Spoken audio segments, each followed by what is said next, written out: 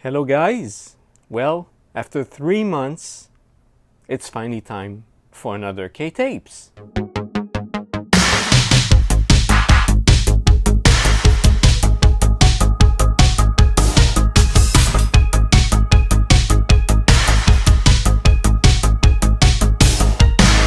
Hi everybody and welcome to K-Tapes. Well, as I said, it's been 3 months since I showed you anything.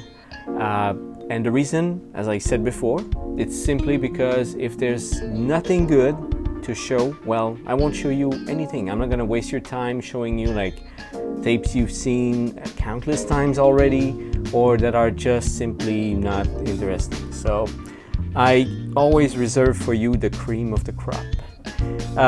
So since it's been 3 months, of course, I found a few tapes in that time frame. Usually I would find that amount in perhaps 2 weeks or maximum a month, but took me about 3 months to gather about like 10 interesting tapes. So let's start. Okay, I do have, by the way, in that batch I do have about 4 tapes that you've seen before, but they're like way better quality ones. By that I have upgrades. So let's see with the stuff that you've probably never seen before. I mean that I've never showed you, that's for sure. So first off, we have this one here. This movie is from Taiwan. It's a it's a Taiwanese erotica film from the 80s. I believe it's 87, could even be 88.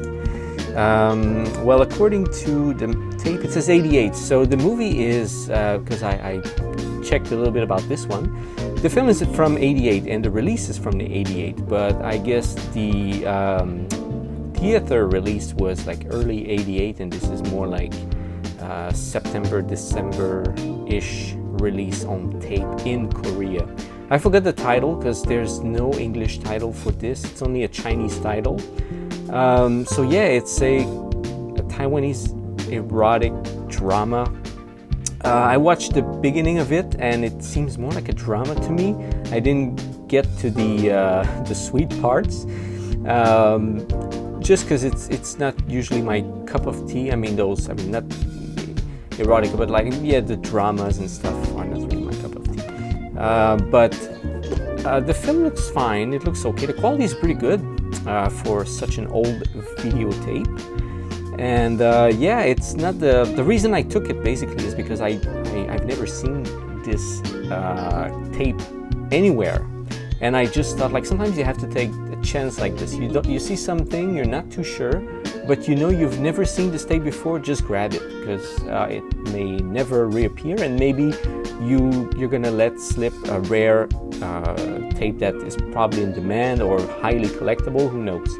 And if the price is right, of course, if it's too expensive, forget about it, but if the price is right, well, another reason why not to grab it. So that's what I did.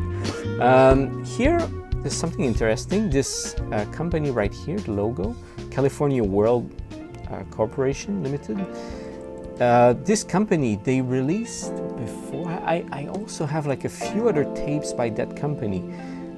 If I'm not mistaken, there's Hopping Vampire one. I think it's Hello Dracula series 1 to 4. They've been released under this label. So this is kind of something different, although it's still like Taiwanese film, but it's different genre. So here you have it. I'm gonna probably write up the title next, like right here, if I haven't done it already. Okay, next we have this. I bought this week. It's Turkey Shoot, or if I remember correctly, on VHS in North America was called Escape 2000. Not to be confused with, of course, Death Race 2000, which when I was young I did confuse with. I thought it was some kind of sequel or whatever, but it's just like capitalizing on the banking on the name, right?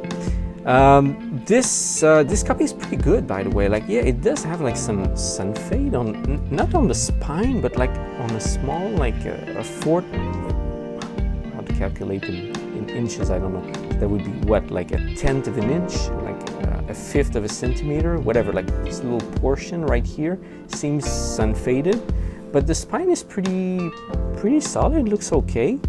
A good indication is always right here at the bottom, because you have the stripe, like the red stripe, which means a movie for like 18 years old. Let's say it's your above PG-13 would be like NC-17 or something like that. So let's say you check your band, your red band right here, and you flipped it over and you look at the back and see if the red is about the same red. Actually, some colors do fade away more easily than others. Red is kind of like a good indication, because that's a color that will quite easily fade. Yellow is very sensitive, so if you have anything yellow or pink, these are usually the colors that will fade away at first. So yeah, if you look at it, there's a bit of fade, but it's not dramatic. It's actually very, very highly collectible copy, I would say. So yeah, when I bought it, I only saw like a photo like this, so I'm like just expecting worse. I thought the spine was totally sun faded, but it's not. It's just like a tiny percentage. Of course, the lettering in yellow here and on the side could have been like a different yellow though, because as you can see, it's not the same font or anything, so can't tell if this yellow was like this, no idea. But if by checking with the red, looks like the fading is very minimal on the spine. So anyway, very happy about this one. It's I've seen a picture of it before, but I've never been able to buy it or to find it anywhere. So yeah, when I saw it there, it was online, I bid on it and I won, so very cool. A couple of screen caps on the back. Don't ask me about if the movie's cut or not. I think like the guy head explodes at the end. I remember this very far in my mind, that movie, but I don't know if it's cut. My guess would be it's cut, but I don't know. But anyway, it's a very cool variant if you're looking for like world releases of Turkey Shoot. Korean one is quite cool. All right, let's move on to the next one. This is a movie I've posted on Facebook, and it's already sold. It's called Dog Tags. It's by the same director who made Nightmare, and also there's another little movie. He didn't make like that many movies, but his masterpiece, let's say, or his cult film is Nightmare. Nightmare and a Damaged Brain, I think is the long title. But this is another movie by him that he made like just a couple years after Nightmare. It's called Dog Tags. By the look of it, I've never seen the movie, but it looks like a Namsploitation or something. And as you can probably notice, the sleeve is smaller than the box itself. It's because this came in a kind of a medium-sized SKC. As you can see, the company name, SKC. So medium-sized clamshell. Because I have like one or two small clamshell, like spare ones, and I tried to fit this in just to make it look much nicer, but they don't fit, they're way too small. So it's kind of a medium casing, and this is extremely hard to find. I mean, I think I don't have any, I've never found any ones, or if I've seen some tapes with those medium casing, they were all beat up, so I didn't bother picking them up. So yeah, it's not in its original case. Actually, I put it in a CIC case, but it looks okay because it's dark blue, like the artwork and everything. So it matches well. It's fine, and it's a very clean casing. So yeah, so you have it. Dog Tags. A couple of screenshots on the back. Looks fun. If you like Vietnam War films, Rambo ripoffs, and so on. And as you can see, this is quite old, by the way. This came out 88, so yeah, November 88, November 1988. So old tape. Okay, next we have something a bit more recent, actually way more recent, and it's Prom Night. This is the remake, of course, you've probably noticed. This came out, I believe, in 2008. The original film came out 2008, and if we look on the back, because they always give you the year and the exact month, just focus. So here it says, right here, so 2008-10. So yeah, late 2008. The film probably came out in theater early 2008. So that would make it like a very late Korean VHS release. I put this one in the zone. Anything like late 2008, because as I told you before, all the Korean films on VHS in Korea, they finished up in 2011. But for the American films, it ended up in December 2010 with Inception. So anything between late 2008 up to 2010, wow, you got like the last tapes ever made in Korea. So this is one of the last horror movies released on VHS in Korea, Prom Night. And it's quite hard to find, by the way. To be honest, it's the first copy I've ever grabbed. And yeah, it's in excellent shape. I mean, you would expect it to be in excellent shape because it's not that old. I mean, what, 12, 13 years now? But there's no sun fade or anything. Top shape. The tape is obviously in top shape as well. So very happy I was able to find this. Okay, now everything else I'm going to show you is extremely rare. I mean, some of them are extremely rare, some are very rare, but they're all rare tapes, all extremely beautiful tapes as well. But it's all stuff you've seen before, all right? So don't be like extremely surprised, but it's really cool whenever I can find these movies because they're in high, I mean, some of them are in extremely high demand. So for me, it puts a smile on my face. I don't care if it's something I've never seen before. If it's something everyone wants and I can find it, I'm happy. So let's go with the first one, which is Ilsa. It says Ilsa 4. Of course, well, it's never been called Ilsa 4, like officially, but this is Wicked Warden. So, oh, is it? Yeah, it's Ilsa Wicked Warden. Yeah, the one in the desert. I was just a little bit confused with the one in Siberia. So yeah, this is Ilsa Wicked Warden. Is there anything too much for YouTube on the back? Well, they always censor stuff anyway. Yeah, well, maybe not. So you have it here. This is Ilsa Wicked Warden. This tape is already reserved, so anyone who wants it, I'm sorry, but it's already going to a new owner, new proud owner. All right. Actually, the same person I'm dealing with is gonna get this one. I showed you before, remember there was a copy of The Thing which was extremely moldy. The sleeve was terrible, but it happened that I had another sleeve on the side.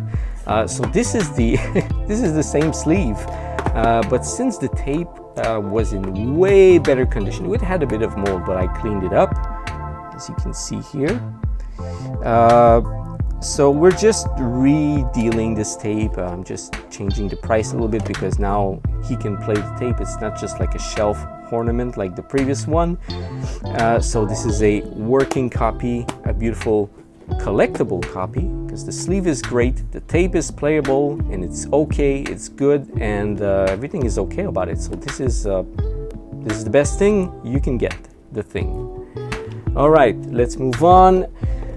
This came as a surprise. I found that, I think that's actually, 3 months ago almost. So it's been sitting on my shelf for 3 months.